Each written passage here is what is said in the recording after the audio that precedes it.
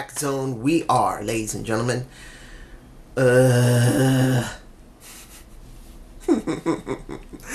gotta have an idea why I feel so frustrated right now. I'm not happy at the ending of the show, but let's go through it and you can take your own point of view of it if I'm correct in my assumptions, even though it's probably not.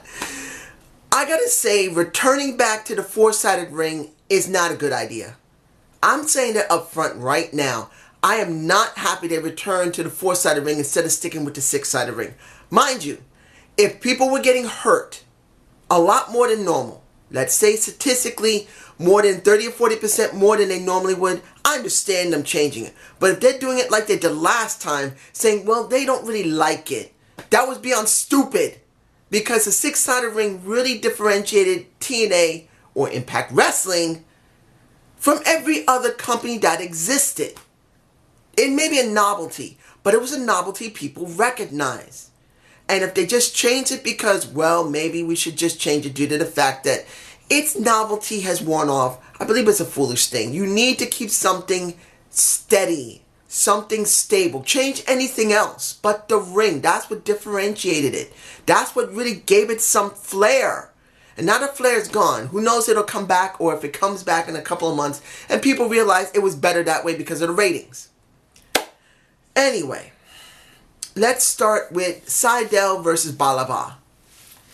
Now, the only problem I had with this was that it's preempted. There's no build-up for Bulava. He doesn't even get a promo segment. Yeah, he gets an entrance, but not a promo segment. Yes, we do get a vid pack of Matt Seidel saying, I'm going to make this special, but he does say that his guru, his spiritual teacher taught him this and that. I'm kind of hoping they'll actually show this guru, and I'm hoping he's a heel. That's just me. That's what I'm hoping for. But you take away from that, I'm upset for the fact that Bulava didn't have a promo segment, didn't have an in-ring segment, didn't have an interview, nothing. And that kind of goes along with Matt Seidel. Next to the video package he received, it just feels like an average match. Not saying the match was bad. It wasn't. It just doesn't feel special. What was the point of letting Matt Seidel win the Impact Grand Championship if you don't make it special in some way? Yes, I understand they went away from the 3 rounds. It needed to go away because it was never presented and never implemented properly. I personally would rather have a tournament type of style every month or two. That every month, anybody who wants to have that title, they got to go through a freaking tournament, and at the end of it, it culminates in going up against him. That is what I would like. Well, let me paint it in this respect. Any people that go for the tournament, they go up against one another. In the last 2 rounds, the last person who went in the tournament that came up last gets that shot to face the one who went for the tournament before. If they lose, they go to the behind the line. They go back and start for the tournament over again. If they win, they go up against the guy, in this case, Matt Seidel. If the person wins, they go up against Matt Seidel. If they lose, they get that shot to stay as number 1, waiting for someone to go for the tournament to meet them again, and then go after the champion of the Impact Grand Championship. I know it sounds convoluted and sounds silly, but it's different. And it can be done once a month, and in between that time, you can do something with the champ. Do promo segments, do in-ring segments, do some type of backstage segments. Let him fight in tag teams. Let him fight with somebody, but not actually have a match. So when he goes for the tournament, it's something special. That's what I was thinking. I know it'll never be implemented, and probably no one will like it, but that's what I thought would be something entirely different for Impact. Now, we already know Seidel won. He wasn't on the job, but still, Bulava wasn't even given a promo. I'm just saying. KM versus Lashley, which felt too long. I'm sorry. I gotta say this. I never liked KM's I never liked his character. I never liked it. But I felt that the performer himself, the wrestler himself, was actually very good. When this came up with Top Team and him having to try and prove himself really made something different. But then, once Top Team was finished, they never changed his intro. They never changed his character. came to the ring with the same thing you had before. Are you calling me a liar type of opening? And I hate that. I would have thought to give him something extra. I thought they would just, okay, he just did this. Give him a new character. Let him actually have more confidence. Get rid of that stupid am I a liar intro and something better. But no, it's the same. And then we have this match. And of course, Lashley had to win. But let's be honest. Lashley didn't have to struggle with him. And I'm not against KM. I like KM. But as the character as it stands with no Dan Lambert and top team behind him, it's a joke. It feels empty. So that's just how I feel. Joseph Park had a segment. Great.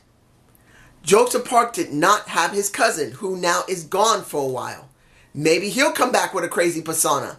Maybe. Carlton? I forgot his name already. Forget it.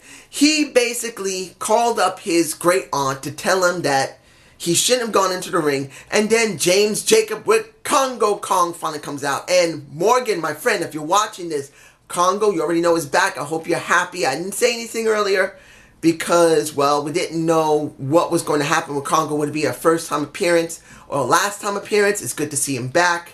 And I'm glad to see him with a manager that makes sense. I mean, Laura Vaness was okay, but James Jacob can talk very well. And he is the princess that can get anything she wants. In the end, they want the Abyss back. I know they talked about this earlier, but let's be honest here. I don't want the Abyss back. I do not want the Abyss back without a manager. Now, unless Carlton, if that's his name, I keep pronouncing his name. What is his name? I keep pronouncing it wrong. I know it's not Carlton. I'm sorry. But in the end, without a manager, Abyss is useless because he has no direction. He's a monster with no brain.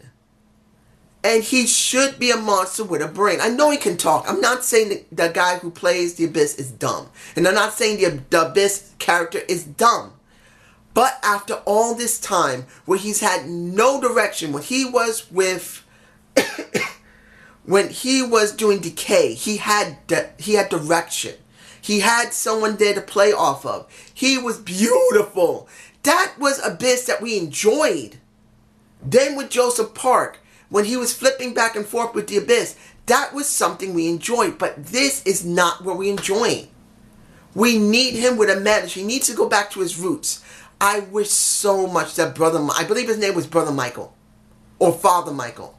I think it was Father Michael. I wish he would come back. I wish that a Father Michael type of person would come and just claim him and make him directionable. Have him in a direction. That's what he really needs. Now, Laura Van Ness go up against Kylie Hogan. Yes! I've seen Kylie Hogan. If anyone has seen my rap, you see how happy I am. Kylie Hogan was on Reality of Wrestling at one point. I did Reality of Wrestling reviews. If anybody wants me to go back to it, tell me. I have not seen the product in maybe about 8 months. So if you want me to do Reality of Wrestling, tell me below. Give me a reason to review it again. Because I'll do it. But I need a reason. I need more than one person, if anyone even makes a comment. But Kylie Hogan is a beautiful and a very good wrestler. But here's the thing. I was getting freaking angry that she was getting her ass whipped. She was getting her butt whipped so easily in the very opening of it. And that was angering me. Maybe it's because I like her. Maybe it's because Laura Van Ness was just too dominant. But in the end, when she did have some type of defense, you got Ali coming out. And Ali distracting the Laura Van Ness. And in the end, Kylie Hogan not only gets a pin, gets a win.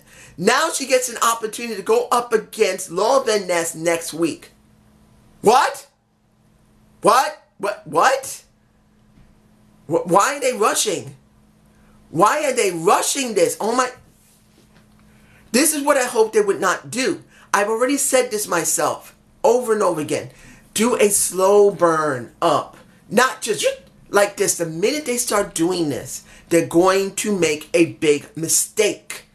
They're going to make mistakes. And it kind of goes with the ending of this video review. But you get my point. If they rush this, they're going to make a mistake. I know people are tired of how Impact has been run.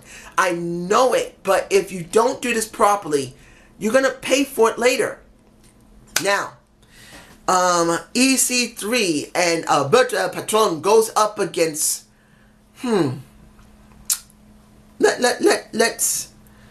Let's be honest here. When it comes to this situation with, I don't know how to talk about this, because I am glad to see that Moose and Johnny Mundo did a good job. So did EC3 and Alberto Patron, but we already know EC3 is not going to NXT, and he's gone. I don't know what's going on with Johnny. He may go back to Lucha Underground when they restart again. So it kind of upsets me that because of the situation with Anthem and with Impact Wrestling, a lot of these tapings are going to show people gone. And as happy as I am, they are doing something with EC3, and they were doing something with Alberto Patron and Moose and Johnny Mundo. I know I shouldn't be saying Mundo. I'm not doing Impact. It upsets me to know that by the next few tapings, we're going to eventually see something. And I'm happy EC3, and I'm happy that he's gone over to NXT, and he's able to keep his persona. But we lost something in Impact Wrestling. Mind you, he had done everything he could, and it was time for him to move on. But still, we just lost somebody, and seeing the last after effects of it, it's a bit of, it hurts a little bit. Don't mind me. It's just me. It was still an okay match, and the faces won. It was understandable, but just, you know. Now, here's something was a little confusing for me personally. You got, you know how I feel about LAX. I don't care. I think that OVE was a waste, because they should have just been dominant over LAX, and LAX's most senior members should have been gone, and Ortiz and Santana should have been allowed to talk by now. Should have been able to have a ring segment by now. They still don't talk. It's still Conan. I respect Conan for being in the business for so many years, and he can talk. But what are you going to do when you die? And these guys have no experience in what it feels like to be something in this company. When you're done and you finish your contract and you leave, you're dead. What's going to happen with these guys? They'll be treated like garbage. Come on. But anyway, OVE says pretty much, we're not coming after you for a while. But when we're in the mood, we are coming back. And then Conan says, we're always going to have this, no matter what you think. And then guess what? Trevor Lee and Connolly decide to go after LAX. They decide to take out Ortiz. They decide to take out Santana. And they grab one of the titles, grab some flags, drop the title, keep the flags. And I think they had the title still. But then, I'm not against Connolly and Lee being a tag team. In fact, I think it would make sense. They need tag teams in TNA and Impact Wrestling. They've had very few. But it kind of feels impromptu. Even with the segment beforehand, that Trevor Lee said to Connolly, don't worry, we're going to get this done. And you can see Connolly, what is his name? Kenneth Connolly or something? I can't remember. But he grew in a beard and mustache, which is fine. It actually kind of makes sense to be in the cult of Trevor. You got to look like Trevor Lee. So he had to grow a beard and mustache. It makes sense. But it feels so impromptu. Doesn't mean it's bad. It just feels impromptu. And then finally, we got the ending of this show. You have him in my... I have him in my face. I have Eli Drake in my face. I have to put him there because... And I'm taking it away. That's my boy. Eli Drake has been my boy for quite a while. Doesn't mean I don't love Austin Aries. I do. I do like Austin Aries. I do care about Austin Aries. I do love Austin Aries. But what the fuck was that? Okay. let's go by the numbers. We got the facts of life of Eli Drake. And I gotta say that Chris did a pretty good job. There's no way he didn't. It wasn't bad. Seeing the video segments was nice until the last one where pretty much Chris was being treated like shit because of the pie in the face to Eli Drake and him wearing the turkey suit, and that's Chris Adonis. And then they're asking who is the dummy in the back who produced that, and then Austin Aries comes out. Didn't have a problem with it. I know I heard the spoilers of him being back, no problem. And I was happy. I was happy to see Austin Aries back. And he's saying, I've never been beaten by you. I have never faced you in the ring. You want to call yourself the greatest champion to ever live? Beat me. And Eli says, no. But here's the thing that gets me. Why rush this? Why not build this up? Why not give it some time to frickin' marinate and then put it on your frickin' Twitch stream? Or a pay-per-view that you do. Maybe do a pay-per-view, a real one. Do part of it on Twitch. Whatever. Do a pay-per-view. Why, after all this time, Austin Aries has been gone for more than a couple of years? Sorry, I'm still sick. He's been gone for a couple of years easily. Why not make this special? Why rush this? Why rush this? I understand if Eli had to leave because pretty much his contract is up. I understand why they did it. But if there's no reason for Eli to drop it, none other than just because Austin wanted it or they just wanted to put it on him, they just did it without thinking. Why? Why would you let Chris Adonis hit him behind the head with the belt and then Eli says, you want a match? All right, you got it. The ref comes out. He gets into a match. When is this supposed to be a title match when it's non-title? If you just do a preempted match. He didn't say that I want a title match. He just said, call the ref out. I'll give him a match. Does that mean it's it couldn't have been a non-title match? That he beat him? No, it's a title match. And in less than about 5 minutes, he pins his ass. Austin Aries is in my face. He's gone now. And I'm just... This is bad booking.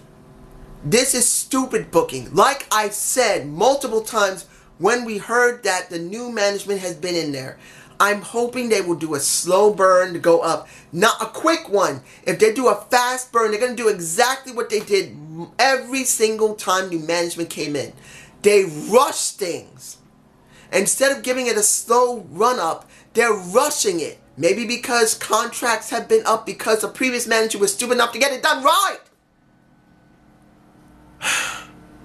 If the management before them did not get the contracts right, did not get anything right, they needed to become clean. You know what would have been better? To do a Paul Heyman. And those guys came into the ring and said, ladies and gentlemen, we have a situation on our hands. We're the new management of Impact Wrestling. No storylines here. This is the truth. A lot of people have left Impact that have been through the tapings. We are not going to go down a route making things more complicated to understand because it's a mess. This is how it's going to go. And they scrap those tapings and they do new ones. They can take that. But then they scrap the tapings knowing full well people are gone. Because of their contracts expiring or they want to leave. Or break their contract, whatever. Why couldn't they have just given us something better? But this is just my point of view. Have a good day. Have a good night. Peace.